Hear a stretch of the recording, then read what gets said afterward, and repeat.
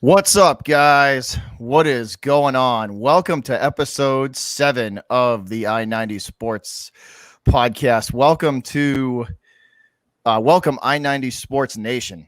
Once again, guys, thank you again for tuning in. I'm with my guy over here, JD. What's good, Bobby? Always good to be here. How you doing, brother?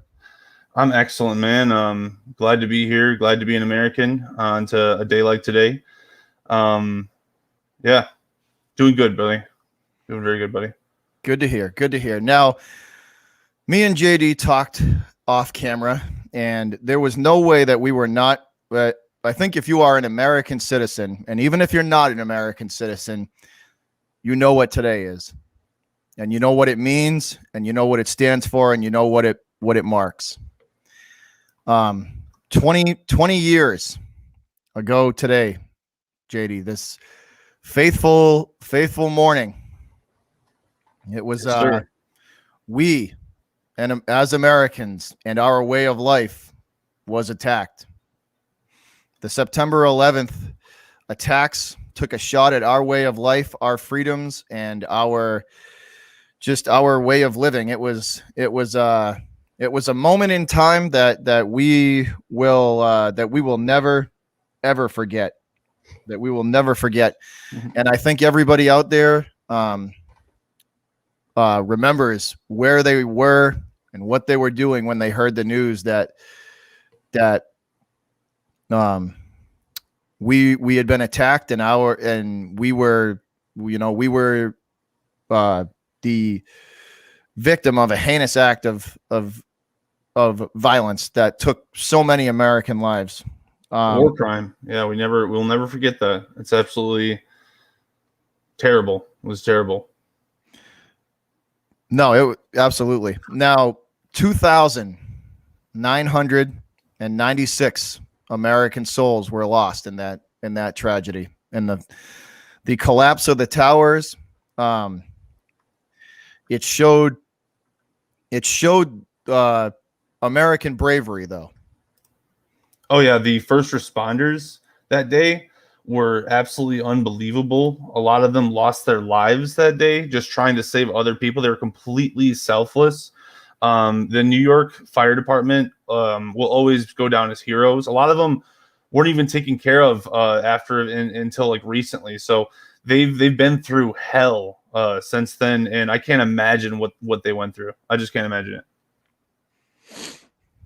The New York FDNY, the police, all of the first responders in that city, are American heroes running towards the chaos, running towards the chaos instead of away from it. They will be remembered as American heroes, guys. So before me and JD really kind of get into this show, we want to just kind of bow our heads here and take a moment of silence, and we will always remember and never forget. And we thank those American heroes that saved so many lives and got out as many people as they could, and paid the ultimate sacrifice. And we will always remember and respect those people. So, no question. You're joining the show, guys. We're going to start it off here with just a moment of silence for the victims of that horrendous, tragic day. So we'll bow our heads here and take a moment of silence before we get going.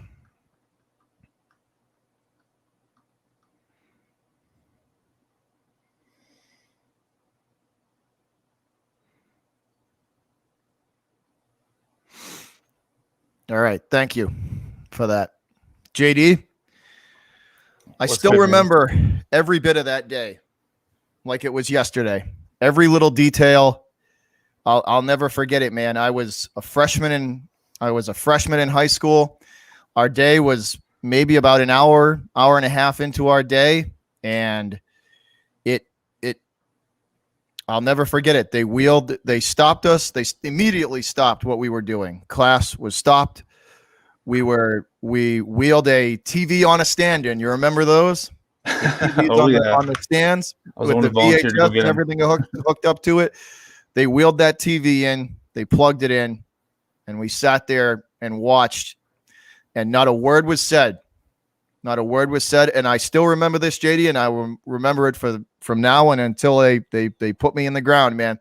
We watched that second plane hit that tower in live, like, wow, like as it happened, or as the feed came through. We watched that second plane hit the tower. It was all sorts of emotions, man. All sorts of emotions. It was sadness. It was anger. It was shock. How could this confusion. How could this happen? How could it was a whirlwind of emotion, and I will never forget it. Where were you, brother?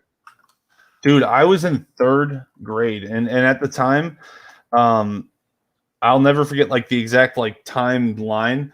I remember me and my siblings were being dropped off from school. Everything was completely normal. The radio was absolutely normal. I think it was like 9 o'clock, so it must have been like first period, basically the end of first period. We were supposed to go to recess, and I'm in 3rd grade. It's a nice day out. I'm thinking we're gonna go to the playground, we're gonna play stuff, and the teacher takes us to the basement, the very bottom basement like area to play and stuff like that. And we were just like, what? why are we down here? But in the western part of Chicagoland, they were worried that they were expecting more chaos in other cities. So they were expecting chaos in Chicago. Luckily, that didn't happen. Obviously, Pennsylvania also got attacked, but it was. And when I got home, that's when I didn't know anything. When I got home, that's when I learned what had happened. And it was just very upsetting for my entire family. Everyone was around the TV, and we were all just shocked, like we were actually being attacked. Unbelievable. I think it was like the first time as a nation in the last like 200 something years or 150 plus years that we were attacked on our own soil. It's wild. So it's terrible. And I would just say shout out to the firefighters, man. Even the ones today that go into a fire. It's just, man, you guys are the bravest people. Like firefighters, police, a lot of police responders who help people and everything. They're heroes, man. That's all I can say. They're the brave ones that run towards the chaos when everybody's running the opposite direction. It's amazing. And I have very, very interesting. A lot of the fans of this show, of our channels, of us, and that have been with that have watched and listened to our channels for a while are under the age of 20. Some of them around 15, 16, 18 years old, and they weren't. A lot of them weren't even born when this went down. So they have the thing that they have to go by is what what all of the footage says, and all of the it's just it's surreal. Like the feeling of what it was, just an overwhelming emotional feeling. I joined the Army because of what happened. It influenced me enough to the point where I said I want to support the cause. Yeah. I want to do, like, it was a major reason to why I said this is not going to happen again, and I am going to do what I feel my duty is to protect and serve this, and make sure that we can still live the way we live, and in the greatest country in the world. I really believe it is the greatest country in the world. It's a country that's founded on inalienable rights, and I think that makes it great. I think that's, and a lot of people believe in that. That's why they dive towards the fire, to help their fellow American, because they believe in this country. And I think that unity, getting back to unity and just like honoring those who made the sacrifice, who raised their hand and said, I will go towards the fire. I think that is the best thing that we can do when we are remembering people. So, and there's not much I can do. I'm just a guy who likes to talk sports and, works a regular job like anybody else. But the least I can do is at least, shout them out or remember them. You know what I mean? Pay your respects to those who made the ultimate sacrifice, and they will always, their memories and their honor will never die, because Absolutely. Of people who remember, because we remember. We will never forget. Even Pearl Harbor won't forget, and 9/11 we won't forget. So, and I so this is a sports podcast. Absolutely. So, we'll get to that very soon. This is a sports podcast, and that tragedy, see it like, we can tie it into the sporting world as well, because those professional leagues, the NBA, the NFL, all the professional leagues, they could have said, they could have stopped. The NFL could have stopped. There was talks that there was talks that they, that maybe they wouldn't play the games or whatever, and they came together and said, no way, we need to play these games. The people need this. The country needs this. And they pushed on and showed what it truly does mean to be an American, and that you can knock us down, but we don't stay down for long. That's right. And I think that's exactly right. And I think that, like, that was a very patriotic moment for all sports fans, because the athletes themselves said, no, we want to perform. We want to keep everything going as normal. You're not gonna cripple us. You're not gonna stop our way of life just because you attacked us ruthlessly and decided to just soil yourselves. We aren't going to be stopped. That's just something about Americans. We're not stopped. Things keep rolling forward. We may not agree with everything. We just keep rolling forward. You know what I mean? Because we're Americans. That's what we do. So the American people and the sporting leagues showed what at the core this country truly is. And they stood up as one, with one voice, and said, no, you will not affect our way of life, and you will not change the way we do things. Nope, it's not going to stop us. Nothing's going to stop us. Not diseases or viruses or anything like that. Nothing's going to stop us. We're just going to keep on rolling forward, America. Yeah, no, it's they stood up as one and said that this country is better, and this country is bigger, and there is a sense of pride that we all have to live in this country. How could you not? I mean, we're all great together. We've produced so much as a country. It's amazing. Mm-hmm. It's amazing.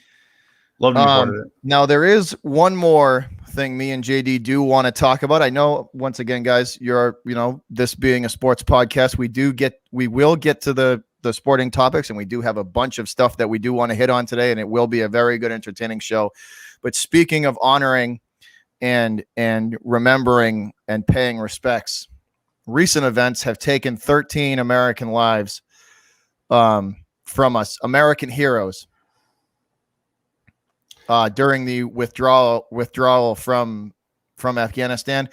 And we are going to once again take a moment of silence. And JD, we're going to honor those lives that have been lost, and then we will kick off our show. But we need to pay respects to those as well, and may they rest in peace. And we thank them and honor them for their service and for paying the ultimate sacrifice to this country. Absolutely. I think it's a great way. Take it away, JD, and we will honor them as well. Maxton Soviak, age 22, U.S. Navy. Kareem Nikiu, age 20, U.S. Marines.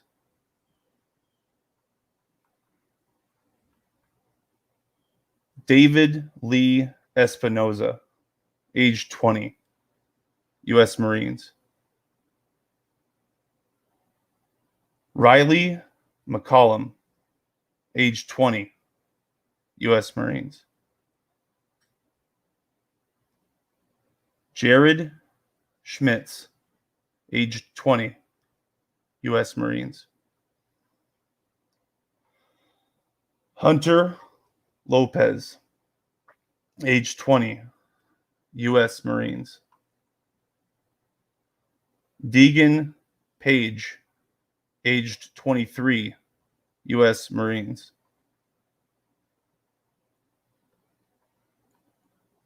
Ryan Noss, age 23, U.S. Army. Darren Taylor Hoover, Jr., aged 31, U.S. Marines.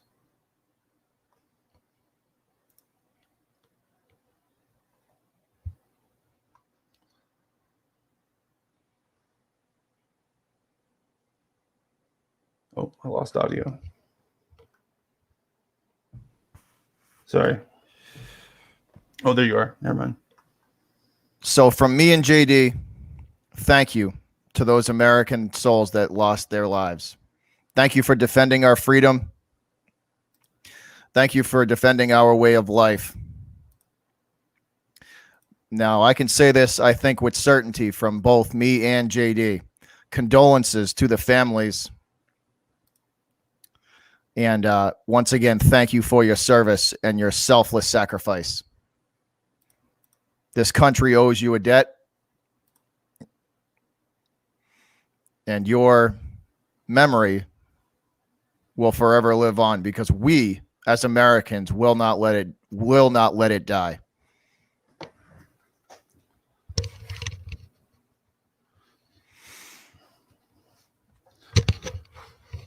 All right. Ready to go. Now, once again, thank you to those 13 American souls, and we salute you. And once again, we bow our heads and say thank you to the first responders for 9/11 in the 9/11 tragedy, and we mourn the loss of those 2,996 American souls. May they all rest in peace, and may their families find closure and condolences from us as we remember them today and always.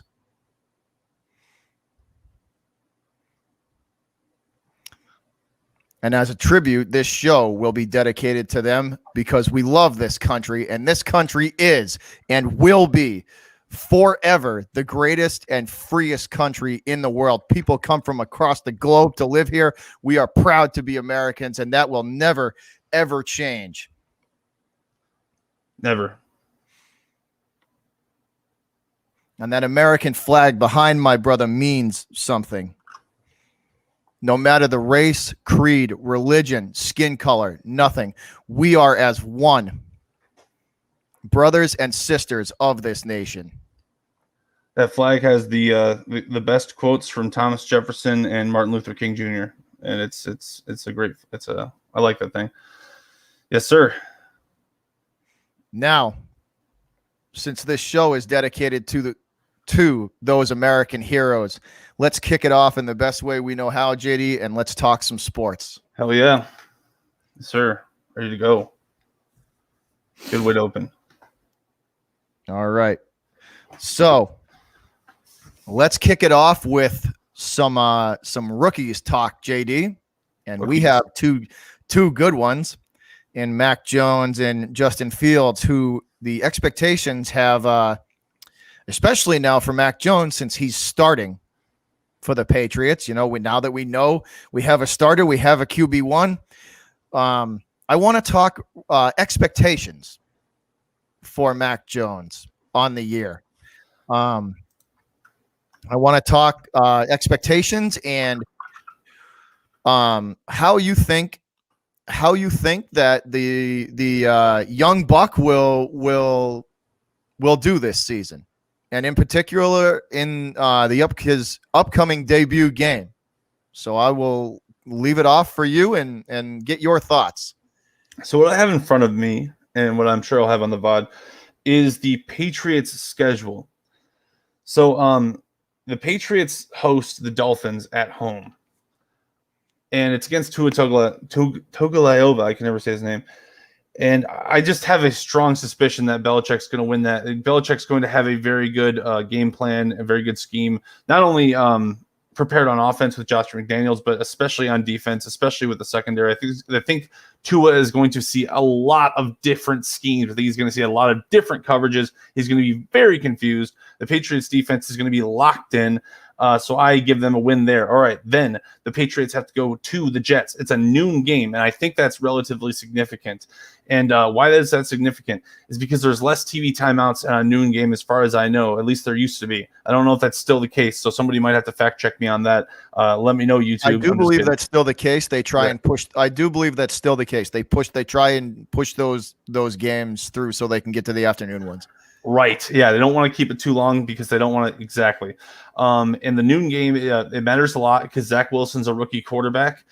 He will need as much time in figuring out and again, I think Belichick will send a bunch of different looks his way because it's two quick rookie quarterbacks. So that's a quick 2-0 start for the New England Patriots. And then the Saints are coming to the Patriots. Quarterback Jameis Winston, who's prone to throw a lot of interceptions, will do so against the Patriots. I'm going to guess like at least 2 turnovers minimum. So that's 3-0. The Patriots, I believe, will start 3-0 with a rookie quarterback going into the game against none other than Thomas Edward Brady Jr. the third, which I don't actually know if that's his name, but Thomas Brady will be there, and it is going to be amazing. And I think they're going to lose that game, which is fine, though. Then they're going to face the Texans, which I think they'll win, and then they have the real test against the Cowboys. That is the game I'm not 100% sure about. I will wait to make that decision until I see a little bit more. But the first 5 games, I think you guys start 4-1. So like that's my expectation. That's literally my expectation at this point. So let me know what you think of what my predictions are. I could see. Don't know hype real quick. Don't know hype. Hey, Ross with Ross. the $2 donation. He says, "Boys, thoughts on the Pats pass rush?" You better answer that. I like it, Ross. I like it a lot. I think that the front seven of the Patriots is going to be legit. To take a page out of Connor's book, I think it's going to be legit. I think that the D line for the Pats is going to be really good, and the linebackers got a lot of speed and a lot of agility. I think the Pats defense this year is going to be very, very good.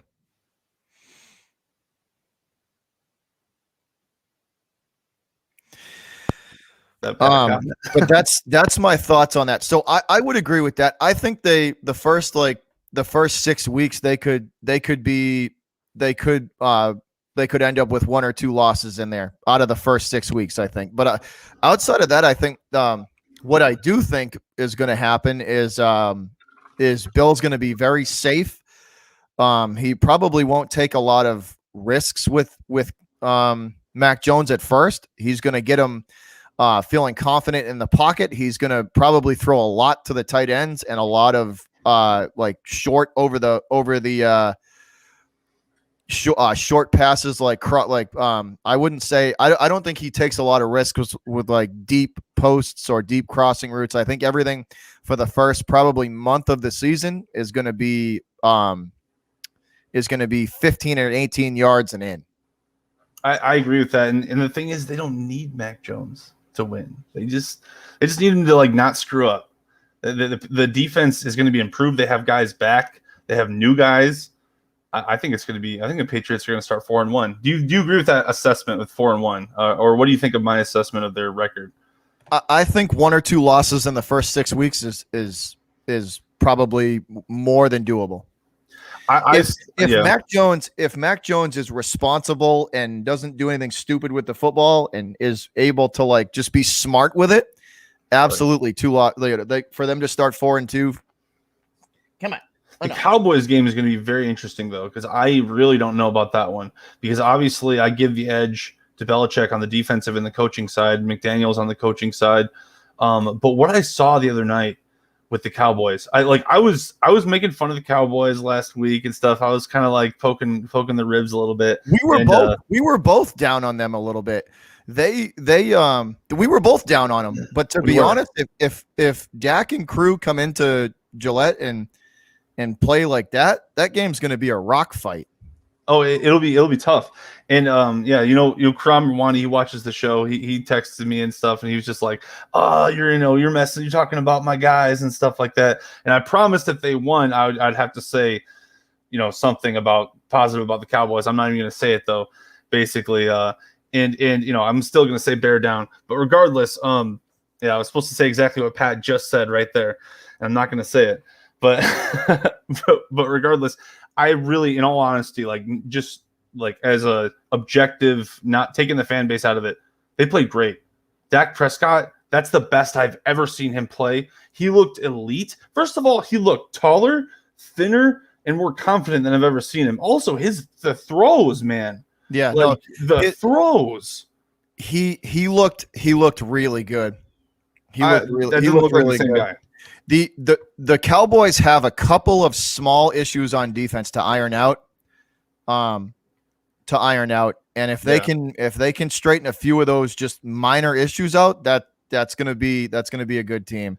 Well, and the interception wasn't even his fault. Yeah, it bounced. Yeah. So it bounced off the guy's hands. Yeah, he was on fire. Yeah, you're right, Pat. He was on fire, man. He was amazing. He was the best player on the field, I think. Actually, you can argue Dak was the best player. Dallas.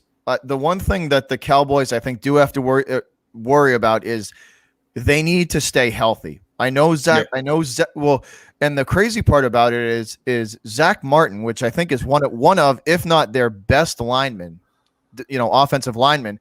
He was out in the in protocols, so he wasn't available to them. Yeah.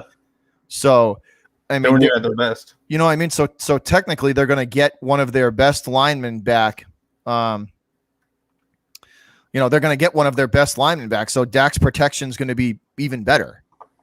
Yes. If the Cowboys manage to play like that for the remainder of the season, they could be a problem this year, because Dak looked, that was the most poised I think I've seen that team. And let's be honest, Elliott was running with a purpose yesterday. Zeke was running with a purpose, and not only that, sometimes Zeke to me doesn't like to do the inglorious stuff, like kind of block. Some of his blocks yesterday to keep Dak clean in the pocket. Or not yes, but some of his blocks during that game set up massive plays. So Zeke was once again putting in the work, the dirty work, filling, just doing the dirty work, being able to block for his quarterback as well, not just do his thing when he's handed the ball. Well, that's I mean, obviously that's really important, and you got to earn your money. And he is a good blocker. He has always been a good blocker, but yeah, you're right. He wants the ball. And I just don't think the opportunities were there. And I really couldn't tell at first, and I think it became clear later in the game. I couldn't tell at first if the linebackers and the secondary, like the cornerbacks and everything, if they were playing bad for the everyone except for Devin White. Obviously, Devin White was all over the freaking field. But I couldn't tell if they were playing bad or Dak was making good throws. And then I went over and looked at the highlights again. I honestly think Dak was just making impossibly good throws, like throws that you really can't defend. There was two plays where Zeke he set Elliott up perfect to make the block, to keep Dak clean in the pocket. So there's definitely like a chemistry there between the two where he can set him up. Like, two of Zeke's blocks were responsible for 20-yard plays. Each time it was his block that kept Dak clean. I think they know each other are the reason they got paid.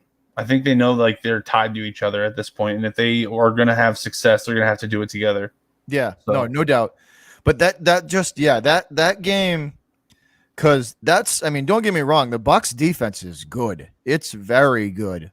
It's supposed to be one of the best. It is one of the best in the league. When it comes to talent wise, when it comes to pass, just different aspects of that defense, that D is very, very good. And Prescott stood in the pocket and just he just delivered, man. He looked good. He looked really good. He did look good, and that's why I reserve my judgment. If I'm just going off of reputation, obviously I'm going to take the Patriots in the Week 5 matchup. But if I'm gonna go off of last night or whatever, not last night, 2 nights ago, dude, I mean, it'd be hard not to choose the Cowboys in that situation, especially with a rookie quarterback. So I mean, Tom Brady needed to pull out all the stops to win that game, man. Yeah, he wanted, because Tom Brady wants an undefeated season. We talked about it a little bit, bro. He said, "You have poo in your head." That's funny. So what do you, so just getting back to it, what are your so we went over weeks, up to Week 5. What is your expectation for what do you think the Patriots record will be at the end of the season, end of the regular season? How do you think they'll fare?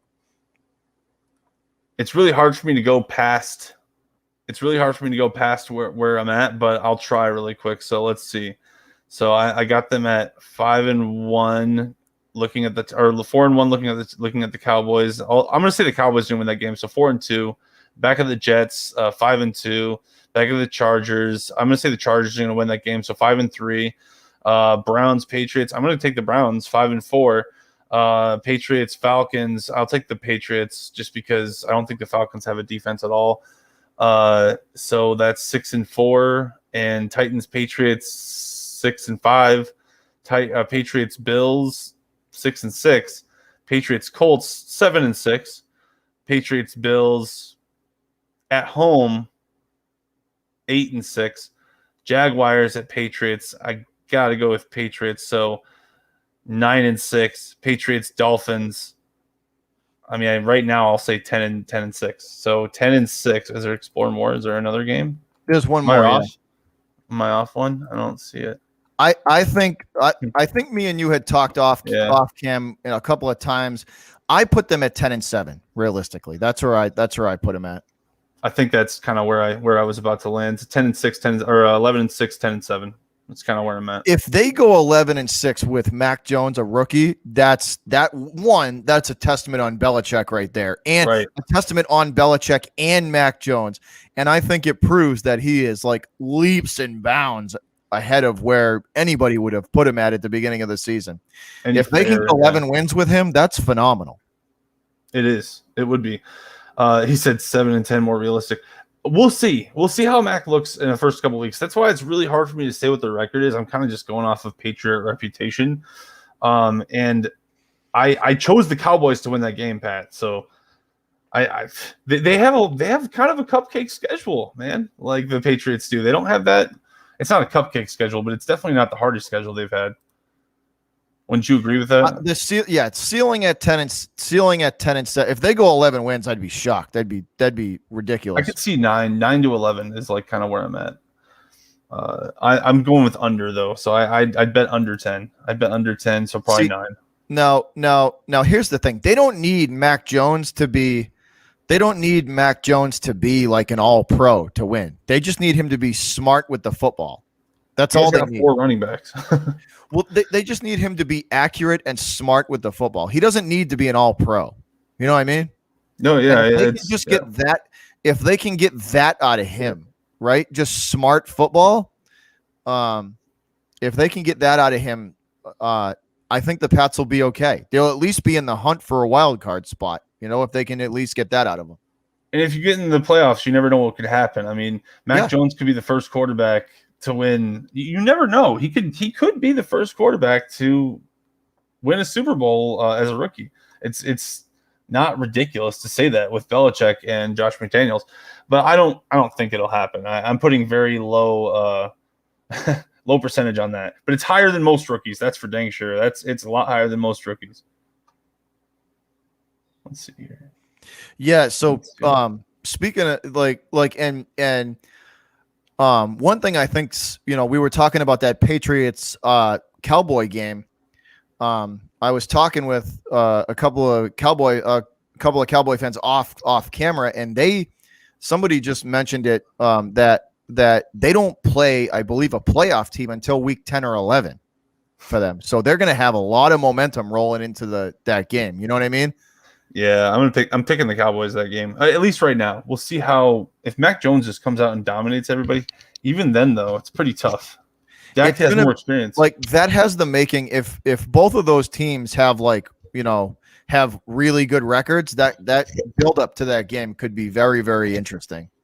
You know what Dak did, or if Dak continues this, he will be proving that he actually did earn his contract. Like he deserves that contract. Yeah. He's playing up to the talent level of that. And I feel like there's a lot of Cowboy fans that have said that from the start, that he is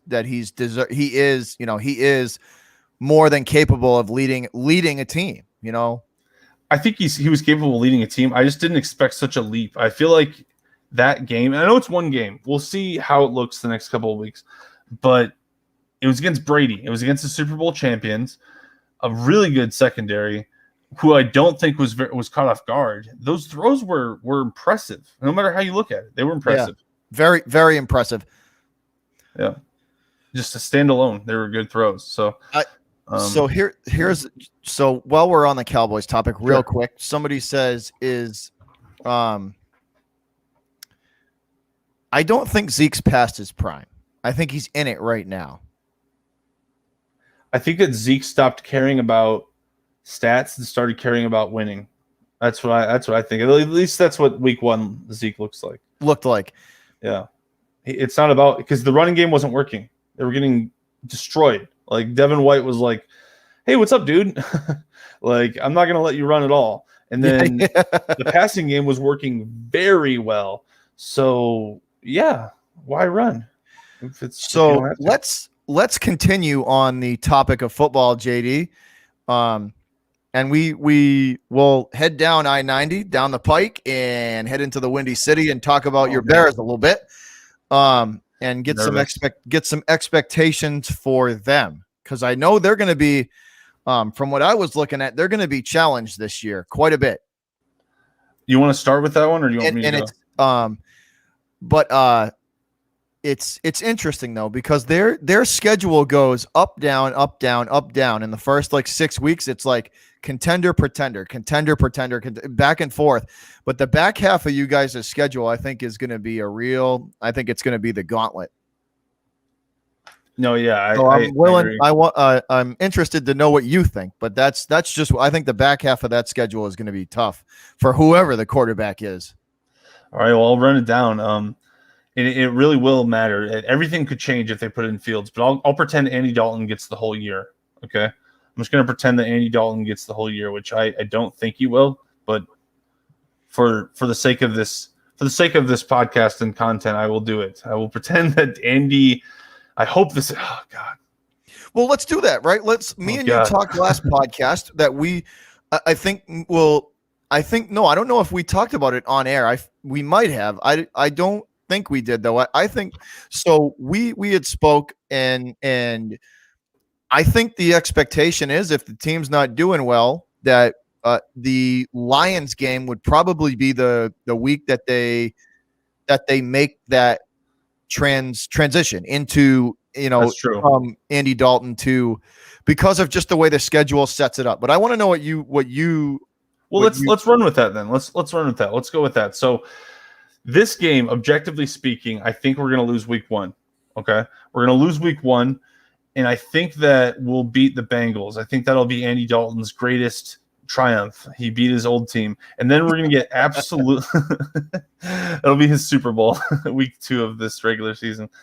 Then we're going to get absolutely spanked by the Cleveland Browns, I believe, and that will be when Matt Nagy goes into his room and says, I'm listening to the I-90 podcast, and this guy Bobby, we know on there, he said that the Lions would probably be a good time to start Justin Fields. So he decided that let's start Justin Fields. So we're started Justin Fields, and then it's wins every. I'm just kidding.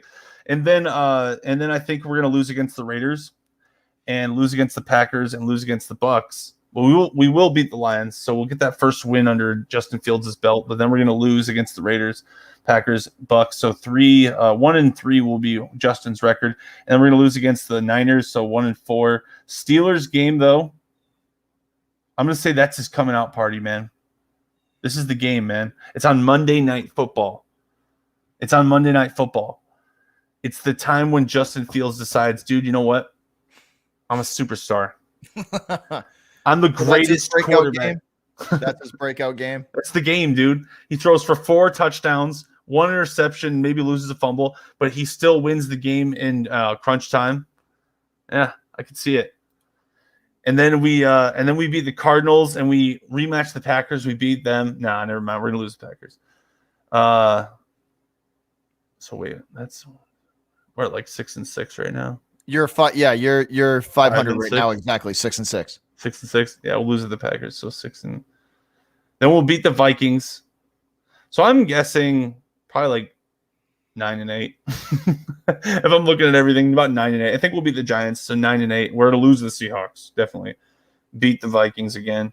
I think we'll go 2-0 against the Vikings. That's my prediction. So 9-8 is my prediction. Once I look at all of it. Now let me ask you this question, right? So you're Mhm. sitting just above 500. Will Andy will Justin Fields keep those losses under 14 points? Yes. I think there will be a few. I mean, it depends on the game. I think that we're going to get pulverized by a few people, to be fair. I So think the that, biggest so all right, so what are the games with the biggest deficits? all right, let's do that. So I think the Raiders game will be really close. It'll be the first real taste of like NFL just like despair that Justin Fields tastes. I'm going to guess that. I wonder how accurate these are going to be. It's going to be funny to look back. But anyway, that'll be the first taste of despair that he gets. I think Derek Carr will win a close duel with him at the end. And because he's more experienced, he's a better quarterback overall. Derek Carr is at this point in time. And then the Packers game, we're just going to get smashed. It'll be like 14. Maybe we'll get 2 touchdowns, one at the very end, and it'll be like 41-14 or something. We're going to get completely pulverized. Tampa, we're at Tampa. I don't know. It's really tough to say. It depends on how well Brady plays against Khalil Mack. He's always on the run against the Bears, but he always seems to fool them too. So it's like I've seen it twice in the last like 4 years. When he was at the Patriots and then when he was at the Bucks. And yeah, he's tricky. He's hard to get down, Brady. So I think the Bucks will probably win that game by at least a touchdown or 2. Niners, we're going to get pulverized. They're going to come into our stadium, destroy us, take a crap on our field, go to their bar, pour beer on everyone's face, and leave. That's what the Niners are going to do to us. And then the Steelers, that's when, and then Justin Fields is going to be so pissed. He's going to take it out on the Steelers, and that'll be the game. So I'm excited, man. This is going to be hype. This is going to be very hype. I think even though the Bears may lose those games, I do think Justin Fields will keep them competitive. That's my even in the, so my prediction for that is even in their losses, they're going to be competitive. So it'll be like the Deshaun Watson first year of the Texans, where every game is just like to the wire, but they lose, which is like, I mean, I'll take that. I mean, honestly, it says a lot about Fields' character. If he's a youngster, like the young buck that he is, and he's keeping them competitive, that's a win for the Bears because it shows that he's got the, you know what I mean? That's a win for them too. It is. It's a huge win. It's a huge win for the Bears. If we can just develop his skills, if Justin Fields next year as the starter throws for 4,000 yards, then we've done everything. Then we've done everything we can. And here's the keys, Justin. You can just have the franchise. This logo is now just means you, and we're just going to follow you at this point. Mm-hmm. So hopefully that happens. I hope so. I want to give him the keys. He's a nice kid. He's a good kid. He works hard. So, yeah. But don't forget, too, if you do give him the keys, then you get him on the rookie deal for 5 years. You know what I mean? And you can, like you know what I mean? Like there are upsides. There are upsides to that. Well, we're tying him and Khalil Mack together, like for 5 years minimum. Like basically if, we're going to definitely talk about that, Phil. If Fields' rookie 5 years will be attached to Khalil Mack's entire 4-year contract, basically. They'll know what to expect after that. And I think that's good. I think that's good. That's what matters. That's smart. That could keep Mack there too long term. You know, if he sees the promise in Fields and sees the organization moving in a good direction, still in his prime. He would sign another contract, and keep him there. I'd love to see it. So a lot, like if you really want to break, like a lot's riding on Fields, succeeding. If he does succeed, that it could mean a landing spot for future free agents and, keeping Khalil Mack there too. Like there's a lot that rides on that young kid's success. Yeah. Oh yeah. It's a lot of it. And I think that Ryan Pace's job and Matt Nagy's job ultimately rely on that. Matt Nagy has a longer leash than Ryan Pace does, though. And I know that sounds weird because Ryan Pace hired him, but it's just reality, man. Yeah. Like we like some things Pace did and we don't like others. That's just how it is. I think Ryan Pace is a more polarizing figure than Nagy is. He does more ridiculous things. And Nagy has just been, he came in, he brought a system, and then that's it. That's all. You like the system? Well, yeah, we kind of do. Well, let's keep it. Like, that's it. We don't need to talk about it anymore. Yeah. Yeah, so. No doubt. So let's we haven't talked about the NBA in a bit. Let's jump into some NBA stuff because there have been some things going down with the NBA, even though it's the off season. So let's talk about the Celtics mortal enemies here, the Lakers. They acquire DeAndre Jordan, and they send. First of all, what do you think of the Lakers acquiring DeAndre Jordan? We'll start with that. The Dwight Howard is much more important. Much more important. Like DeAndre Jordan, sure, he can, he'll be that guy. That's fine. He might be like half of Dwight Howard. Okay. Like you'd be the third guy off the bench in the post. Like, okay, that's fine. Maybe you'll make a few good plays here and there. That's fine. But it's nothing significant. There's a reason the Nets didn't want him. All right, so you think Howard's going to mean more to them than Jordan is. So you think DeAndre Jordan's nothing more than like a bench piece, just absolutely a decent bench piece. And I'm kind of with you on that. I think they'll use Howard more. I think they're going to end up trusting Howard more than DeAndre Jordan. And I think LeBron. I think Jordan's gonna be the bench, gonna be a bench depth piece, and that's about it. But you could see what they're trying to do. They're trying to. I think they're putting together a bunch of veteran guys who they think would mesh well together. I mean, we've talked about it in nauseum too. That the age of that team is a problem. Like that could be the number one enemy of the Lakers this year is the overall age of that squad. And I think about this. I think about it like this.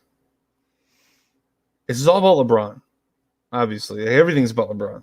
But like, it's all about, this is specifically is all about LeBron. Not even just DeAndre Jordan, but this entire roster is about LeBron. LeBron so desperately wants a fifth or sixth ring, but he could settle with a fifth. He could deal with a fifth because this is why he wants it. He doesn't want it. Shaquille O'Neal says to this day, he said, man, I messed up. I made it to, I think it was 7 finals. Mm-hmm. 7 finals and I only won 4. Made it to 7 finals, only won 4. I was the most dominant athletic person of my generation, and I let it pass me by, and I didn't win everything I could win. LeBron has made it to 11 finals and only won 4. So he's going to look back. If he doesn't win at least 5, he's going to be like, dude, I left so much on the table. And a lot of people are saying, oh, you can't crush LeBron for making it to the finals, man. Yeah, but I'm not going to crown him either. Know what I mean? I'm not going to just crown him just because you made it. You didn't win as much as you could have won. Kobe won more than you. I don't think they won as much as they should have. Right, exactly. I don't think they've won as much as they should have. Like I think a lot of those years. I think a lot of those years they shot themselves in the foot.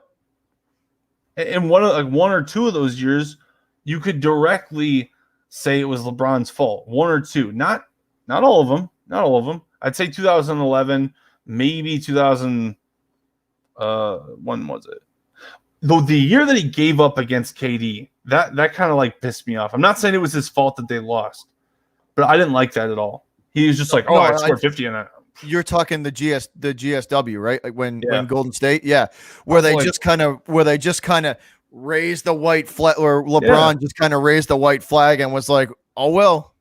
He's like, "Oh well." Like I scored 50, I did what I could. It's like, dude, a lot of people have scored 50. Like a lot of people, I'm not saying that it wasn't amazing, but like his attitude was so stupid. He should have just been like, I did what I could. You know what I mean? Like he was just like, look at my stats. They're amazing. that was annoying. But yeah, if he doesn't win this Lakers. But see, like he kind of threw the team under the bus, and was like, well, I did what I could, John Larson says if he doesn't win this year, he will leave the Lakers. I don't think it's even possible for him to leave the Lakers. I'm pretty sure they had his rights for 2 more years, and then after that, who's really going to want him? LeBron comes into your team and just completely changes your roster, unless you would commit to being a bench piece. But he ultimately said that he wants to play with his son. No one's going to give him as much power as the Lakers are giving him right now. I just don't believe it. Yeah, I don't think he's leaving the Lakers ever. I think he retires there. Even if they lose. Yeah, I'm with you there. I think he'll retire a Laker. I'm definitely with you there. He's happy there. So the second half of that is they trade Marc Gasol to the Grizzlies, and then the Grizzlies immediately buy him out. That was cold-blooded. Where do you think he's going? Yeah. So I wanted to ask you about that because my thinking that is Gasol goes to the Grizzlies and the Grizzlies immediately buy him out, which that makes me think a 3-team trade's involved, like he's going to go from the Lakers to the Grizzlies. And I think the Grizzlies are going to try and move him ASAP. That's what that says to me. Where do you think he used to, it's weird though. He used to play for the Grizzlies. You would think that they would want him back, but apparently you think he'd want to go back, but apparently he doesn't, even though they were just a playoff team. So that is confusing. Where do you think he ends up, or do you think he just goes over to EuroLeague? Well, I think it depends on the Grizzlies have a couple of needs that they need to fill. So maybe they're going to add a bench piece with him. Maybe they're going to package him with another person and add a bench scorer. Right. I could very well see that. But wait, didn't you say they bought him out? Well, they bought him out so they could. I think they're going to send him. So I think they bought him out, his contract out, so they could ship him somewhere. That's what I mean. But how do they ship him? That's weird. I could see it. I mean, I don't know. I don't know where they put him. I mean, the Grizzlies, they need young talent. They're like the Bucks, or the Bucks, not the Bucks, the Hawks. Yeah, the Grizzlies and the Hawks are very similar. You got an extremely transcendent talent at point guard. Incredibly young, incredibly raw, so much ceiling to reach with Ja Morant and Trae Young. So, yeah, I'm not exactly sure where they go from there, but I just know if you got to get, like a shooter, like you said, would be a good idea because you got Ja Morant just zipping the ball down the court. I could see that for sure. Transition young shooter. Maybe somebody who nobody wants. No, I was going to say Dougie McDermott, but he just signed a big contract. That's my thinking on what happens there. Like they're gonna move. He's leaving there. He's gonna get moved. Yes, I think so. I think he's gonna. I think he's not gonna be there. Sadly, even though he started there and I thought he would end there, but I guess not. But I mean, maybe he'll go back to the Raptors. He won a title with them. Somebody will. He'll play. I think he's still going to be playing in the NBA. There's teams out there that do need a big man down low that can do what he does. Yeah, no, absolutely. I mean, he's a smart veteran. He's been around the game for a really long time. He knows everything there is to know about the game. And it's like, yeah, I would want Marc Gasol on the team. Like if the Bulls picked him up, I'd want him for a small price. You know what he's really good at? He's hard at moving off the block. Once he sets his feet down low, he's hard to move. He can shoot too.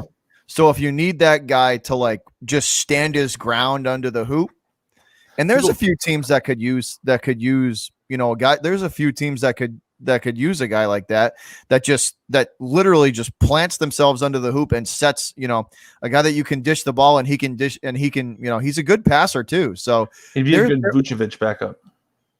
That's not bad. That actually wouldn't be a bad idea for a guy that just sets his feet and is hard to get off his spot. That there's teams out there that could absolutely use him. I think so too. No, I like Marc Gasol, and I remember when he dropped 50-something points on, I don't remember if it was the Bulls or one of those teams. He dropped like 50-something points, and it was just like unbelievable. He was shooting from everywhere. So yeah, he's a good player. He's just old, and I could also see him because apparently Pau Gasol is playing in the Spanish league right now. I could see him joining his brother too. They make a lot of money. Because Pau's still playing, isn't he? He's playing overseas, but yeah, he's still playing.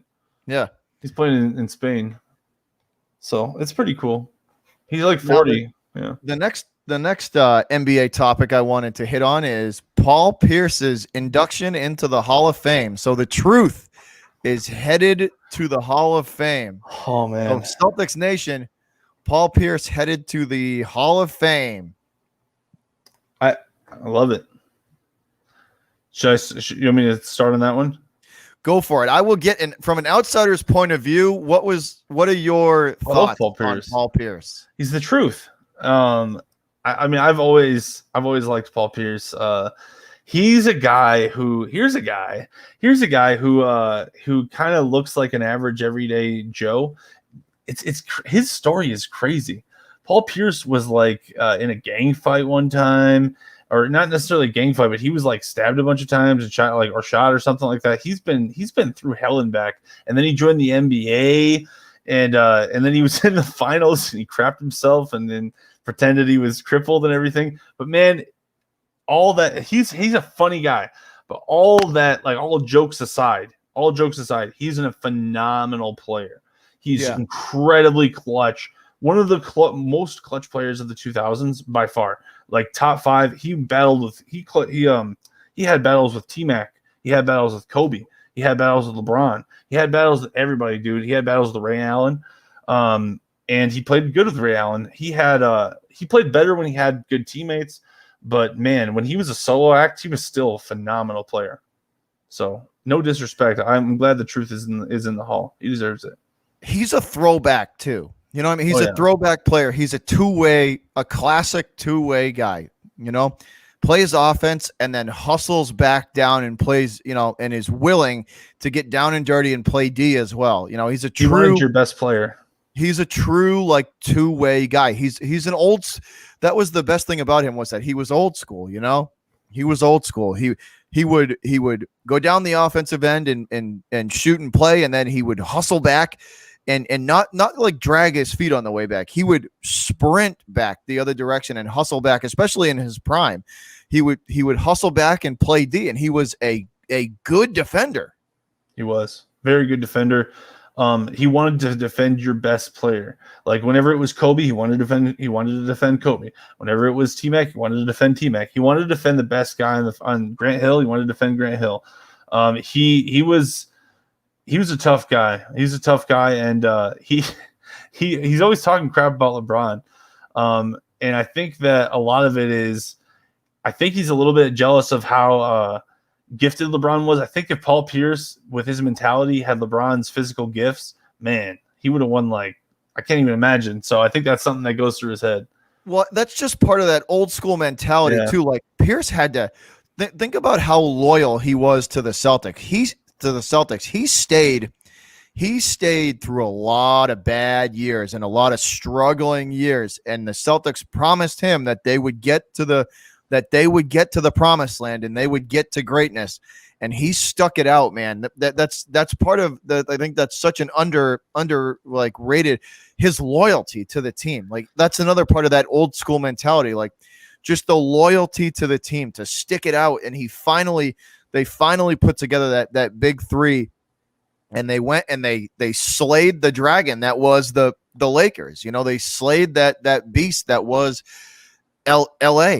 And it was just an underrated part of his game, just the loyalty that he showed to the city, to the team. He loves the Celtics and Boston, like truly does love the city and the team. It was him and Antoine Walker holding it down, scratching and clawing for the playoffs in the early 2000s, right? Like, man, yeah, he put up a lot of numbers in those years, and a lot of defensive numbers, a lot of steals, a lot of assists, a lot of blocks. A lot of steals. He's a good player, excellent player. Glad he's in the Hall. He deserves it as much as literally anyone. Is he first ballot, right? This is first ballot because he retired about 5 years ago. I would, this is his first time. So. Yeah. He won a championship. He made it to 2 more finals, right? So he made it to 3 finals and won 1. That's all you can ask for a guy. I mean, the expectation for a guy with his physical abilities are pretty low. Because he is like an average everyday Joe. Like when he dunks, he can barely get up there, but he'll get up there. You know what I mean? He'll do it. It's all about willpower with him. And like I think a lot of people echo John Larson's comments. It's we like the city, the Celtic nation, the people of Boston, they were like out of all the people they were happy for to win that '08 championship. It was just like I don't think a lot of people will disagree that Paul Pierce deserved that. Like he deserved that and earned that. The MVP. loyalty, the sticking it out through the tough years, and him just fighting and saying, "Look, I'm like that dog mentality. Like we're gonna fight and scratch and claw our way to the top." And he earned it and he deserved it. And I think the city was just overjoyed to see that he finally had the hardware to go with his efforts. For my analysis of that game too was that him and Tony Allen totally like shut down Kobe. That was like the first finals where Kobe was just like completely just murked. And then once they lost Tony Allen, correct me if I'm wrong, once they lost Tony Allen, it was a lot harder to stop Kobe in the finals. Yeah. Oh yeah. Although Paul Pierce still did a diligent job, though, I think. I mean, Kobe never shot more than like 45% in the finals against the Celtics. So I want to jump in the truck and head back down I-90 back into Chicago, sure, and get to some stuff with your balls that I found interesting. The first one being that there is no Zach LaVine got no extension this year. They didn't extend him. Thoughts on that? Well, I think that LaVine is an excellent player. And I think that LaVine thinks that he is a superstar. And there's a chance he might be a superstar. It's possible. It's possible. But do we want to pay him like a superstar yet? I think that the GM's looking at it like this. I brought in Lonzo Ball. I brought in a few other guys who can play with Lonzo Ball and Zach LaVine. Brought in a couple defenders. Got this guy, Patrick Williams. The ball is going to move around a lot. It's not just going to be stuck in LaVine's hands all day, just sitting there dribbling. Is LaVine still a superstar when Lonzo's handling the ball? When he's running the offense, when he's deciding what plays are run, is he still a superstar when his usage decreases by 5 to 6 to 7%? Is he still a superstar when he's not dropping 28, 29 points every game? He's only dropping 24, 25. If he still is, and if he's saying, all right, I want to defend the guy and I want to expend some energy on the other side of the ball and not just be a scorer, then you pay him. And you pay him as much as he wants to be paid. And if we make the playoffs, you pay him as much as he wants to be paid. But if he's not doing that and he's not the guy, then you lowball him. You say, okay, well, I mean, you're not the guy. Here's 25 mil. You know what I mean? And then I thought about this too, and I kind of agree with AK's decision on this. I'm going to call him AK from now on. AK's decision. I saw a couple other people doing it, and I'm going to steal it. So Arturis or Nosivus, you know what I mean? Yeah, the GM and everything. Yeah, but yeah. Is he a superstar? Is he not? Prove it. 2021. Here you go, LaVine. So you're saying that AK is taking the kind of wait and see approach. Sorry, I need to get a drink there. Yes, he's taking the wait and see approach, and he's saying, well, I think that has a lot to do with Lonzo. He just gave Lonzo some money. He said, all right, I trust this guy to run my offense, which I think he should. There's a lot of people that would love Lonzo Ball. And the Lakers, it should be noted, like a lot of people are trashing Lonzo Ball on Twitter. They're idiots. They don't understand basketball very well. The Lakers did not want to get rid of Lonzo Ball at all. They even offered Kyle Kuzma, from what I remember reading about. And then the Pelicans were like, nah, dude, we want. And Kuzma was averaging more points, so people were like, "Why do you want to give away Kuzma?" They actually looked at Ball as more valuable than Kuzma. They did. He's more rare. He's a more rare asset. A 6'7" point guard who can play point guard, who can handle the ball, who doesn't turn the ball over very much, who can score 6 to 10 assists every game, or manage 6 to 10 assists every. He's very rare, very rare. So Kuzma, there's a bunch of Kuzmas in the league. 4 who can score, bunch of them. everywhere, all the time. Lowry Markkinen, you could argue, is on the same level as Kuzma. You could argue it. Like, I don't think that's true, but you could argue it. Lonzo, I think that he's saying, all right, Lonzo's going to have the ball. We'll see how LaVine handles that. And if LaVine can handle that well, if he plays well with Lonzo, because we already paid Lonzo, it's 4 years in. We already paid Vucevic. He's got a big contract, or he's about to. So these guys are committed. Can you play well around those guys and bring us to the promised land and be our number two? I think you can, but I also think that they look at Patrick Williams like he's the future as well, and Lonzo like he's the future. And free agency is a hell of a game. Free agency is a hell of a game, man. Yeah, I mean, you never know what you could get. What if Donovan Mitchell's available? What if who knows who's available, right? And you don't want to just be locked up to Zach LaVine your whole life. So that's all I'm saying. Let's wait and see. I think it's the smart. Now that leads me into my next question. Now I've been doing a lot of research and a lot of reading and just looking into like the Bulls media and how they look at Lonzo Ball, and they're putting some pretty high expectations on the kid. I think there's a lot of hype and a lot of high expectations on Lonzo Ball from the Chicago media. And I think they because they like him, because they like his game, they like what he brings to the Bulls, and certain aspects of his game are very, very attractive to a lot of Bulls fans, because that's parts of what he brings to the table is what they've been missing for a long time. So my question to you, Bulls fan, JD, is, are those high expectations is that achievable and realistic, or are they kind of putting him up on a pedestal? And because I don't want to, as a fan, I don't like doing that to people. I don't like to put him up on a pedestal and put unrealistic expectations on it, and then have the kid fail and have the media eat him alive. Sure. Well, and it should be noted that I think the expectations should now they probably don't in a lot of fans' perspectives, because fan is short for fanatic, as a lot of people say, because they're fanatics. They don't think. But for me as a fan, as an objective fan / I try to look at the game objectively, I see it like this. Lonzo Ball matches, no matter what he does, even if he's as good as he was last year, as long as he was as good as he was last year, that guy matches what we're paying for. It's only $20 million. The cap is a lot higher than it used to be. $20 million is half of a max. So what do you think? I think Lonzo's worth half a max. I think he's worth half of one, not worth a full max, but half of one. So yeah, he's getting $20 million a year. He goes to Chicago, huge brand. If he wants to start selling shoes and stuff like Derrick Rose, they sell shoes in Chicago like you would not believe. So he's a guy. He's a shoe salesman. Perfect for him. I'm looking at this right here.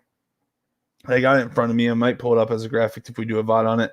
But regardless, it says that Lonzo, he played 31 minutes a game, 48%. This is last year, 48% from two, 37.8% from three, 8 threes a game. So that means he makes 3 threes a game. 3 threes a game. It's pretty good. Even if he's just a catch and shoot guy for $20 million, 3 threes a game. It's pretty good. I'll take that. And also he plays defense. He's 6'7". And this is another thing I look at right here. First year, 10 points a game. Second year, 9.9 points a game. Third year, 11.8 points a game. Fourth year, almost 15 points a game. He's improved every single year. He has almost 2 steals every single year. That's comparable to Steph Curry. That's comparable to Baron Davis. He's a very good defender. And yeah, his assist total is 6 to 7 every year. So if he can just do that, he's worth $20 million. If he does anything extra, shoot, that's great. That's a bonus. Yeah, absolutely. Yeah, that's a bonus. Exactly. Copy pasta. Someone is going to pay him. Exactly. Someone's going to give him that money. It might as well be us. Somebody would definitely pay him. Somebody would. Absolutely. He chose us. He was going to get $20 million anywhere, but he chose Chicago. So I'm happy to have him. I will say this from an outsider's perspective looking in, the Bulls have made some very good, very solid acquisitions in the off. They've had a very good offseason. Chicago has. I agree. Yeah, they've from Dennis Jones Jr. to Lonzo Ball to here. Who else? We got a bunch of guys. I'm going to pull them all up, actually. Our roster's huge right now. We're going to have to cut some people, bro. Tony Bradley, Troy Brown, Alex Caruso, DeMar DeRozan, who, how can I forget? Yeah. We got DeRozan, which, I mean, he was not amazing, but for a guy like Lonzo to have all these lob targets is going to be phenomenal, and that's exciting. Well, you just hit on a good point too. Lonzo moves the ball really well, and he's gonna have a lot of different choices, on the court with guys that he can leave the ball with and just let them do their thing. All he's got to do is get it to him. And this first year, Lonzo's only making 18 and a half. It's a steal. Sorry, I didn't mean to interrupt you. My fault. But you're right. He's gonna. So, like I said, I think Chicago's done a very good job in the offseason of acquiring pieces that can help that team on both ends of the court.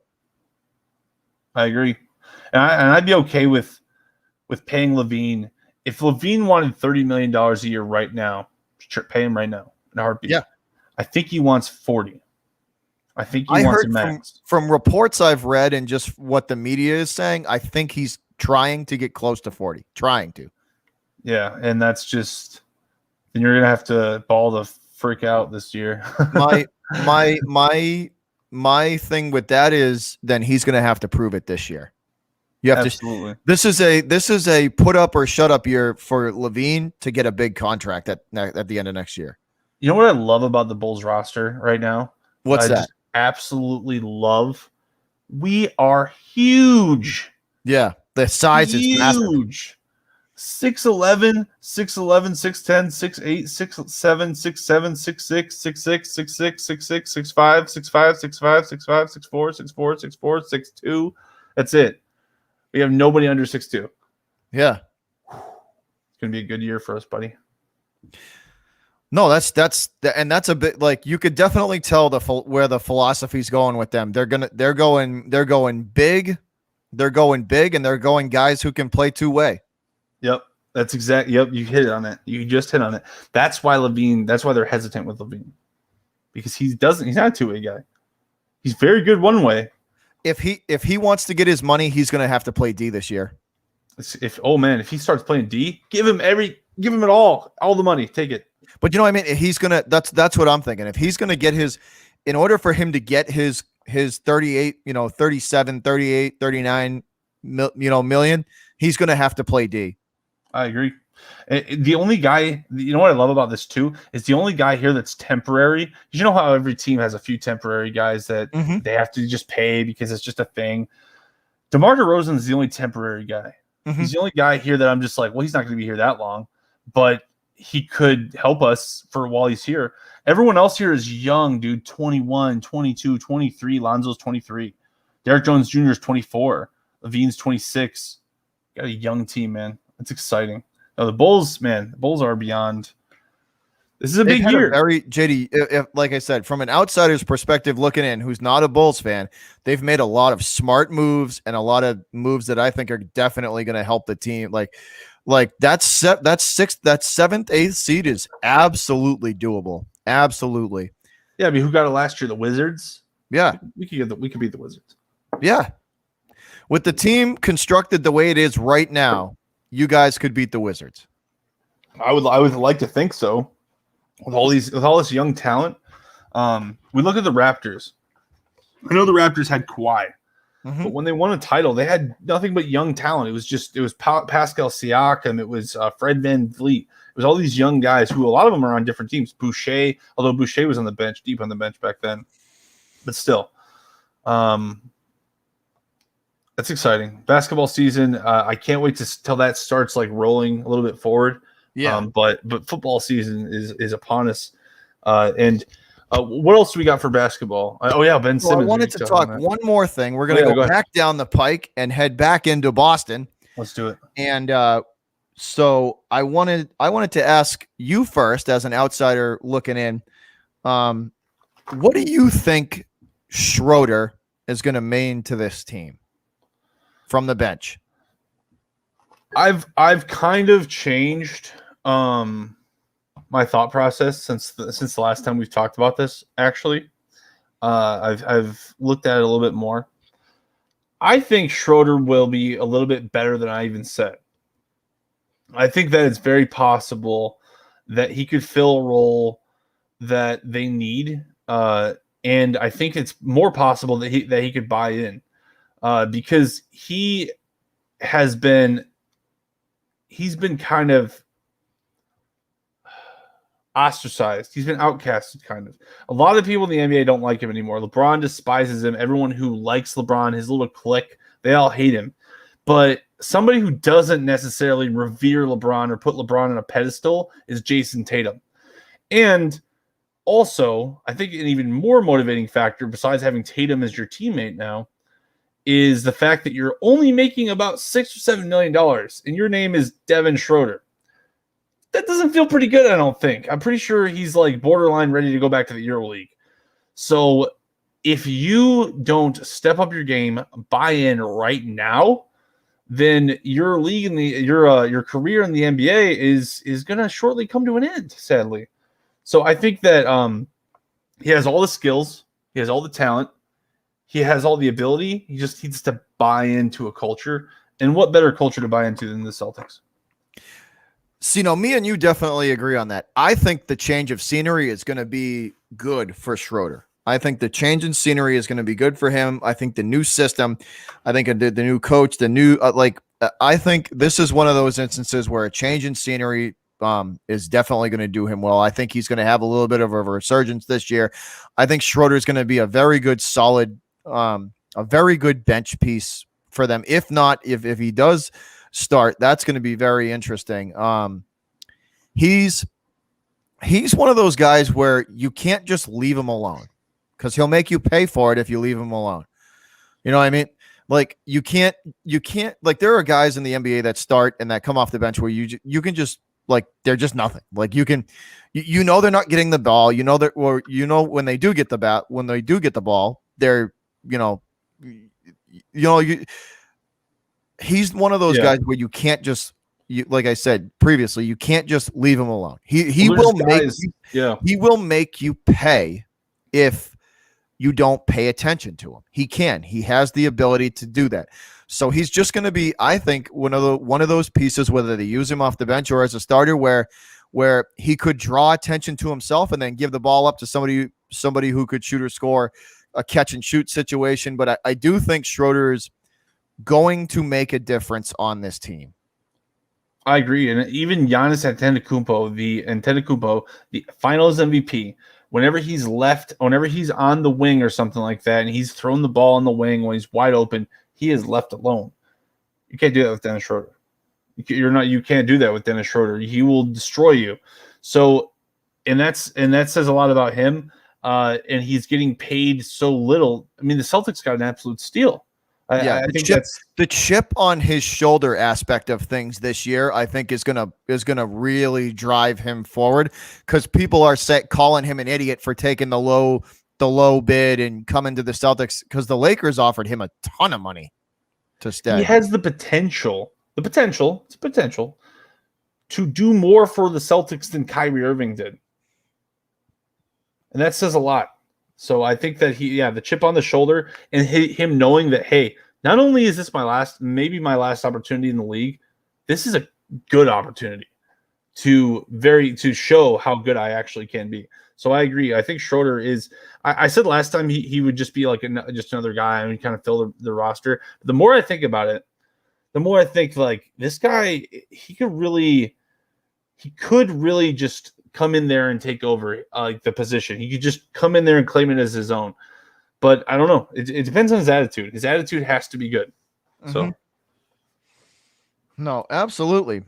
But I think, JD, did you have anything else that you wanted to hit on? Oh yeah, actually, just one thing really quick, and I just wanted to talk about it with the podcast because get your thoughts on it too, because it's beyond fascinating to me. The Ben Simmons situation is an absolute, utter dumpster fire sprayed with kerosene with crap filled all over it. It's just I can't even help but laugh. It's hilarious. The Ben Simmons situation is an absolute mess. It's a joke, but I just wanted to read. You know what? I'm going to paraphrase all of it. Basically, you can, if you want, you can pull. You can read it. Go ahead and read it if you want. Yeah. Here, hold on. I'll just do. Basically, Ben Simmons. He's not happy with how the 76ers have treated him, which I don't really blame him that much.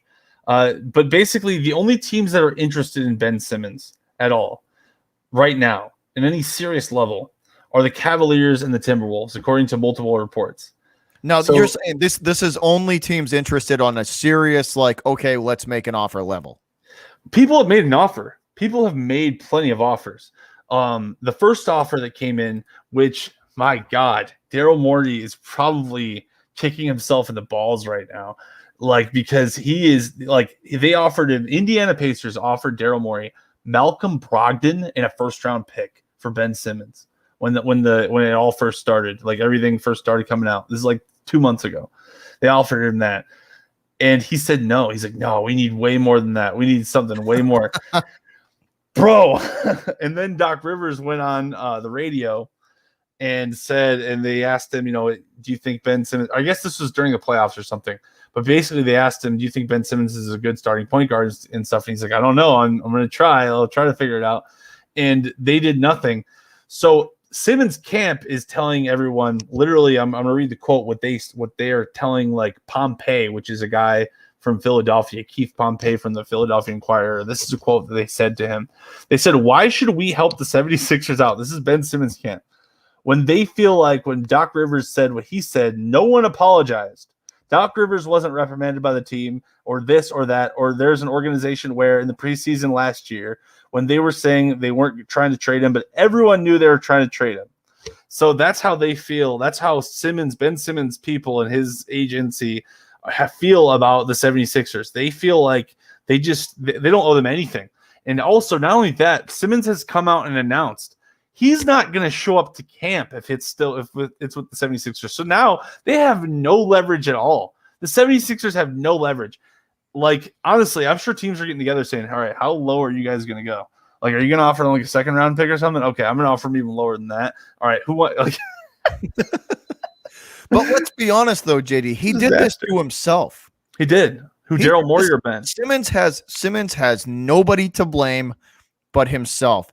He's proven throughout his entire career that he is not a good basketball player.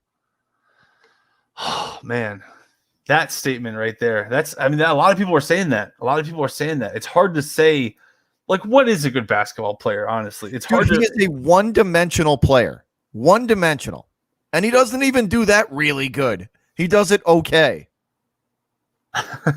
It's really hard to defend him. But at the same time, I'm going to say this. I will defend him. I will be in the Ben Simmons camp.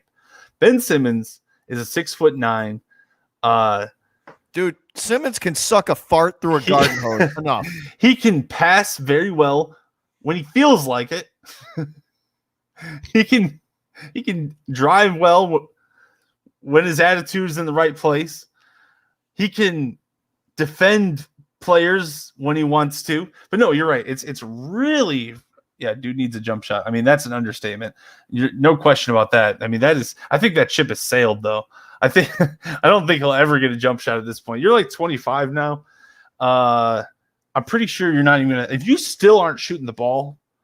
Like, what's even worse is how high they drafted him. I mean, they got a lot out of him. He has been an all-star twice, but it feels like when things matter most, when things get tight, and when people start yelling at him, when people rely on him, he turns into, I'm trying to find a better word, kind of like a beta player. You know what I mean? Yeah, he vanishes like a fart in the wind. Even Joel Embiid, who cried in front of everyone, in front of the whole nation, he doesn't do that. Even when he had a torn like MCL, and he still balled the frick out, dude. He still like played really well and answered the call. And Simmons didn't, dude. When people were yelling at him, Doc Rivers is screaming at him and shit. He just was like, he just totally like. Oh, I forgot about that. Soft, this is a man that Kendall Jenner left for Devin Booker because when it comes to fornication, what? Can't shoot. I love it. He's not good in crunch time. No, I'm just kidding. He's not good in crunch time. That's all I can say, Snake. That's all I can say, Jake. Hey, thanks for watching, Jake. Hey, what's up, buddy? He ain't coming through in the clutch. He's not coming through when it matters, man. When it matters, nobody. He's exactly, man. No, it's bad. Now, it's hard to defend the guy. It's hard to defend the guy. He has all the talent in the world. He gets all the money. He gets all the chances, and he just comes up short. And then he wants to blame the organization. But that's what pisses me off too. Like, dude, just own it. If you suck, just own it. But he wants to point the blame everywhere else except for himself. He does. He wants to point the blame everywhere else but himself, and that's the most tragic part about it. You can't tell me he's not talking to his camp and being like, release all. He's releasing all these little stupid leaks and this and that, and it's like, dude, like, it's your own fault, Ben. Sorry, dude. It's your own fault. I think he wants to get paid like a superstar, and he wants to play like a superstar when there's like no defense and everything is like easy for him because he's such a gifted athlete. But whenever he doesn't like the playoffs, and it's really it's just kind of pathetic to watch, because if he was a real alpha player, if he was a real like superstar, if he was a guy deserving of $35-40 million, he would be, you know what he'd say? He'd say, dude, you know what? I had a terrible season. Terrible. Worst playoffs I've ever had. This is the worst I've ever played. And he would just like own that, look in the mirror, and then tell everyone else that. And then he'd say, dude, I'm just going to go get to work, which he has gotten to work, to give him credit. He has actually gotten to work. But he would just say, I'm going to get to work, and hopefully we'll win a championship next year. But instead he's saying, nah, you guys didn't treat me right, and you fans are mean, so screw you all, and I hope you trade me. You have to trade me, otherwise I'm not going to come. That's pathetic, man. That's weak. That's weak shit. The fans are mean? Bro, like, don't even, like, that whole, like... Don't come to Chicago. That whole team drives me, like, the Sixers drive me nuts. That whole team. I don't know who's more mean, Chicago fans or Philly fans. So I wouldn't come over here then, man. We don't need that. We'll take Lonzo over you. That's bad. He can't even shoot. Lonzo couldn't shoot either when he came in the league. He couldn't shoot free throws either. Now Lonzo's shooting 80% from free throw and 40% from three almost. Well, 38, but still pretty good. So, and what has Ben been doing in that time? He's just been doing the same thing he did when he got out of college. Same thing. He's the same guy. He hasn't changed at all. He's the same exact player since he was in college. And if you don't evolve, then you're staying still and everyone's going to move past you. You're stagnant. You got to keep moving forward in life. So anyway, that's all I got to say about the Ben Simmons situation. It's a mess. No, it is. It's a mess. It is. The whole thing is that from his team to the Sixers to from the agent, like all of it, dude. It's just, to him, like, nobody's handling it well. No one. Nope, they're not. Daryl Morey messed up. He messed up so bad. Like, he should have taken that. Dude, Malcolm Brogdon, that's a championship. Malcolm Brogdon, Tobias Harris, and Joel Embiid, all playing at their best. Malcolm Brogdon is a 20-point, 10 assist, really good defense guy, dude. And you pass that out. I would take Lonzo over Simmons any day of the week. Give me Lonzo Ball over Simmons any day of the week. Give me Brogdon over either of them. Yeah. My God. Yeah, no doubt.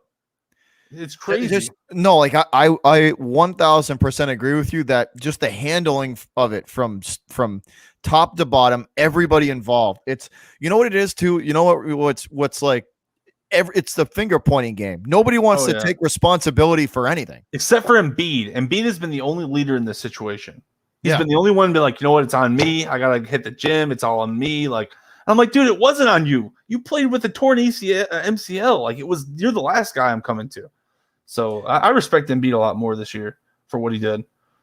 It's just like I said, I 1000% agree with you. It's just been a nightmare from start to finish, and it's not going to get any better until somebody takes responsibility for something. I agree, especially at the top. The whole I agree with Simmons' camp a little bit that it was a little bit below the belt for what's his name? I forgot his name now. Doc Rivers to say that on the radio. It's just, you don't need to say that. See, that's something you pull, if you're going to say that, you pull him aside. And, if you have something to criticize the dude about, don't not on a live radio show. That's even something you handle. That's something you handle in-house. Because it looks like you're covering your ass. That's what it looks like. So. Yep. And it looks like that's a selfish look for Rivers because you said, it's a giant game of cover your own. Don't blame me. I tried to help him. Not my fault. We get it. I tried to help him. Yep. We assume that. No doubt. No doubt. Yeah, goofy. Anyway, it's definitely worth following too. Like we'll have to monitor that situation to see if there's anything it's definitely worth following on. We'll keep you guys up to date on that too, just to see if anybody actually does take the bait on a Simmons deal and what it is. Oh yeah, this podcast don't stop for football season. We're going all the way through baseball season or basketball season, all baseball, everything. Anything that's interesting, we're going to talk about it. But that I believe that is going to do it for our live show today, guys, for episode 7. Banging them out, JD. Number 7. I love it. Up and down. But once again, appreciate y'all for tuning in and hanging out with us in the live chat. For anybody who's watching or listening to this on the playback on iHeartRadio or Reddit or wherever we are put up, thank you guys again. Once again, if you want to be a part of the live show, it is broadcast on Beantown Breakdown, and then my co-host over here, JD Botorf JD Botorf I-90 Sports Talk, right? I think I'm just gonna you just type in I-90 Sports Talk, I-90 Sports Talk, you'll find it. I think I'm just gonna change it to I-90 Sports Talk because I'm pretty much gonna keep that channel for just the clips. Okay, so cool. I-90 Sports Talk will be the channel for you guys. So that'll be that'll be if you want to listen to a specific segment of the show, a specific clip. JD chops them up and basically dissects the different segments of the show and puts them up separately. If you want to re-listen to a specific segment that we do, all of the edits and all of the editing work is done by my guy over here, and it's phenomenal. And I thank him for doing that because he's very good at it.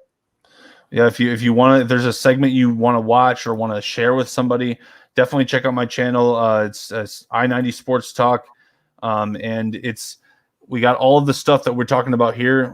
Just some pictures and some stats and some graphics. It's a little bit more visual and just has some ambiance in the background. And it's easier to listen to a specific segment instead of having to find it on the whole podcast. He chops all that stuff up for you guys. And my pleasure, Missy. Yeah, he'll chop it up and put the segments on separately. But once again, guys, for anybody who's listening on the playback, we can be found here on YouTube, Beantown Breakdown and I-90 Sports Talk. And once again, thank you for the continued support of the channel. Little bit of announcement going down. I will unfortunately will not be calling play-by-play for tomorrow's Patriots versus Miami game because your boy is going to be on site, P17, I believe, and going to be amongst the 70,000 Patriots Nation strong at Gillette tomorrow, cheering on Big Mac 10 against the Miami Dolphins. So if you're going to the game, feel free to hit me up on Twitter, and we will see if we can connect at the game and maybe drink a beer with some of the fans of this channel. But that is where I will be tomorrow, guys. I'm actually thinking about doing the Red Sox game tonight. I think there's a game. If there's a game tonight, I'll probably do the Red Sox game tonight. But tomorrow, I will be in person live, guys. I'm going to try and go live from Gillette Stadium to talk to y'all while we cook up some tailgate food, and get ready for the Patriots versus Miami. It's the Sox versus the Sox tonight. Well, thanks again for hanging out with us, guys. And yeah, it's my pleasure to miss you to do those edits. And yeah, thanks again for having me on, buddy. It's always a pleasure to hang out with you. And whether we're playing COD or we're hanging out on I-90 Sports Talk, it's a blast as always, my guy. No yeah, I know problem, he's so brother. lucky, isn't he, Missy? Good luck. Have a fun time, buddy. It'll be fun. Yeah, it should be. I am looking forward to it, guys. Just another. I really am. It's going to be good to get back into the seats of Gillette, and it's going to feel good to wake up and knock the cobwebs off of Gillette Stadium and get that concrete and steel rocking, because tomorrow, Pats Nation, Gillette Stadium gets its heartbeat back. Us, the fans, we are back. That steel and concrete going to be shaken tomorrow as Miami comes into a red, white, and blue storm that they are not ready for. But once again, guys, thank you again for the continued support. Me and JD couldn't do what we do without you guys. Y'all are the real MVPs. Thank you again for continuing to support the two of us on this podcast and do it in what we do. And once again, we do it for you guys, and you guys are the real MVPs. It's always been a fan-driven channel, and you guys are the heartbeat of this thing. Thank you guys again. But we're out of here. Miami, you can suck a fart, and we're about to whoop y'all's ass tomorrow. Looking forward to it. JD, you got a final word? Bear down, and God bless America. Let's roll. We out of here, guys. Peace. Have a good weekend.